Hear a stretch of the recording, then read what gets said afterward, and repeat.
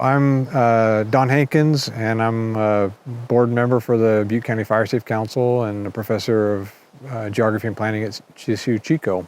We're in the middle of a forest in Forest Ranch on Doe Hill Ridge, and we're in a unit that was burned just a few months ago, and this was a springtime burn, and we'll talk a little bit about prescribed burning out here today.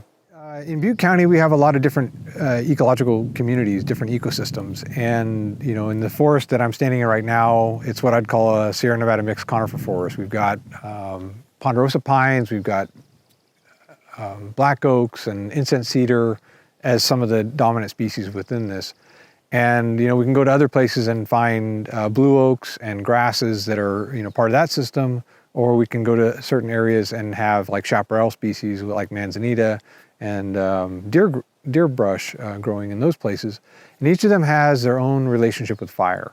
They have their own timing when fire is appropriate within it, and when and how fire should be used within that system. So when we approach using prescribed fire in these areas, having a knowledge of how the different species within that system respond to fire and benefit from fire is really important. So if we think about the different types of fire, most people are familiar with wildfires. You know, in our region, we have a lot of different wildfires that have affected us, and there's, you know, these are fires that are maybe caused by equipment or people being careless or chains being drug or whatever on the highway. Those are unintentional fires. And then there are the intentional fires that can be set, like prescribed burns, for instance, which agencies might do. And then there's the cultural burns. And so, like, to think about those two in particular, cultural burning versus prescribed burning.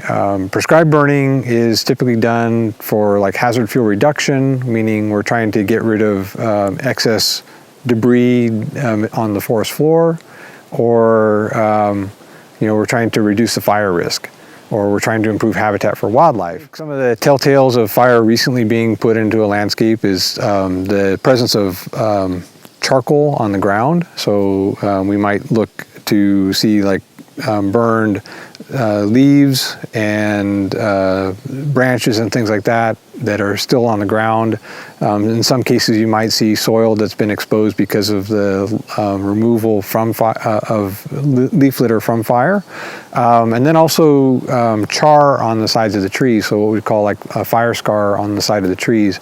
And these are just some of the things that you can immediately pick out in an area. On this burn that I'm standing within today, you know, this was just 2 months ago that this place was burned, and within a matter of months, like, we don't see the fresh charcoal or the fresh ash on the ground, but those quickly disappear because of insect activity within the forest, and also wind and rain working that ash into the soil. The species that would benefit from fire in this particular landscape include, and we just heard a flicker. You know, some of the birds that we hear around us benefit from fire. You know, they're going to come in and forage for insects, they're going to forage for seeds and those kind of things on the ground. And then we've got pollinators that could come in for some of the flowering plants. And like at my feet, we have iris, long tube iris, and we've got native bees that can come in and pollinate it, and butterflies that come in and forage for nectar off of these plants. And, you know, those are some of the things that can benefit from fire. And so there's a lot of good that can come from fire. And that's why we use prescribed or cultural burning, is to create that good within the environment and to support that diversity of species. So I think in terms of some of the major consequences of not using fire within our landscapes is that when fires do occur, we may have a lot harder time, more difficult time in keeping those fires under control. We can have greater ecological impacts to those systems, like the loss of our forest, you know, complete canopies, the forest itself burning down. And so by using fire proactively within the landscape, we're able to minimize how those impacts might come when a wildfire does happen. It's not that wildfire will never happen, it just changes the way that wildfire would behave within that landscape. The smoke is always going to be a factor of fire. The one thing I think is really important to think about with prescribed burns is that we have the opportunity to use fire under our own conditions, where we can control how much smoke is being put out on a given day, or what direction that smoke is going to travel in.